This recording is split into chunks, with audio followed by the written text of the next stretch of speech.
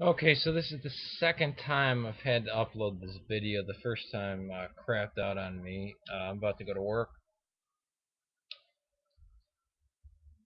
Got a late start, as you see. I'm wearing my yellow construction shirt. Fantastic on this beautifully frigid day in Chicago. Uh, Busy Bob, he I took down a video because I thought it was too harsh towards him, but he he really did go out of his way to tell me, I didn't block you. Um, he said, "Are you blocked? I didn't do it on purpose. I must have hit the wrong button. If you get this, you'll look and see how to unblock someone." And then he said, "These damn buttons are so close to each other. I hit block by mistake. I didn't know it. Uh, Dude, re-upload your video. I didn't intentionally block you." And it goes on. These are three separate messages. So, uh, no, Busy Bob. Yeah, he argues against Protestantism and he does it well, and I'm happy about that. This is not fake. Oh yeah, please talk like no, no. It's none of that crap. No, I'm actually very excited about his questions because his questions totally attack Protestantism.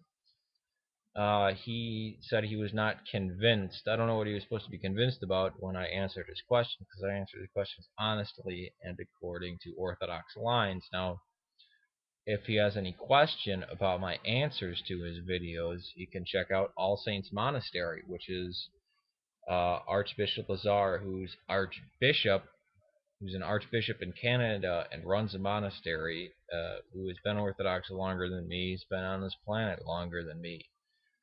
He can check out that the beliefs that I expound are the same ones that he does.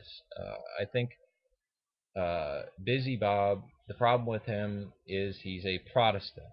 And I'm not saying that he is an active believing member of any church. I'm saying that he's a Protestant in his view of Christianity. Uh, I don't know if that he's read the Acts of Paul or Paul and Thecla or the Infancy Gospel of James, also called the Protevangelium, or the Didache or any of this stuff. I don't think he has because this argument of Jesus Christ being a blood sacrifice or people being born guilty of some sin and corrupted, these are Calvinist ideas. This is the tulip theory.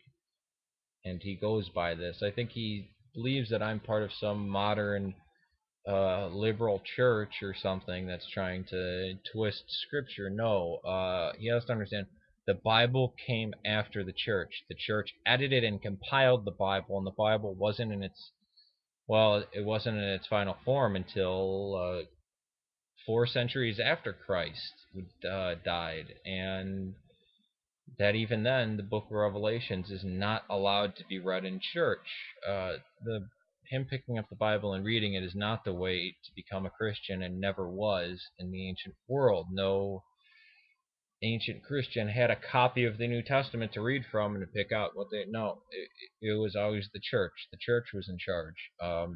And I am Syriac Antiochian, which is the first place where they're called Christians. The only, well, and some people claim the only see that Peter ever set up. Some people say he didn't go to Rome. I, in fact, believe he did go to Rome.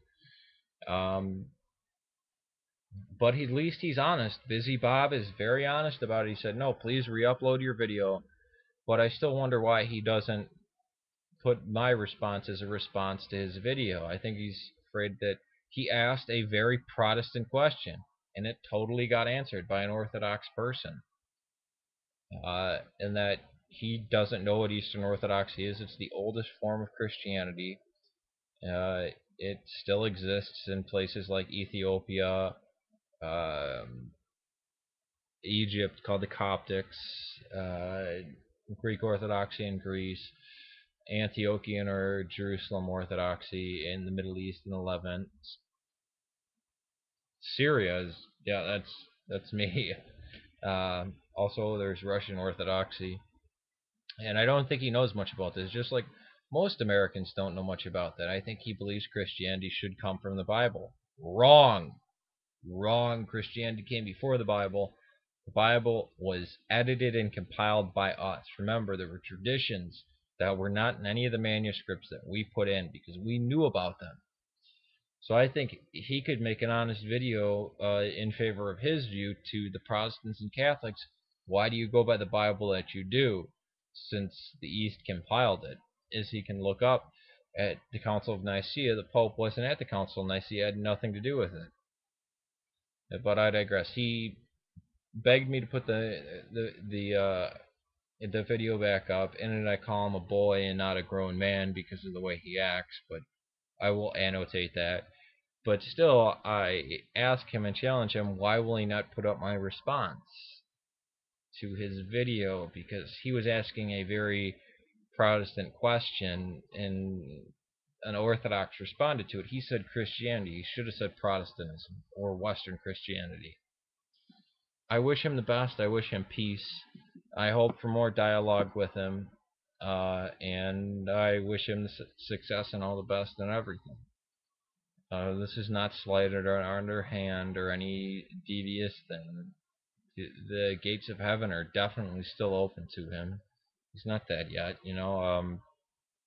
And anyway, our idea is the importance is that God came and took human flesh. God united with His creation. That's the importance of orthodoxy, not that there was some bloody human sacrifice on Calvary that frees us from sin and then we can do whatever we want. Ah, woo, party. No. I think that's what he's used to arguing against, but again, that's not orthodoxy. That's not original Christianity.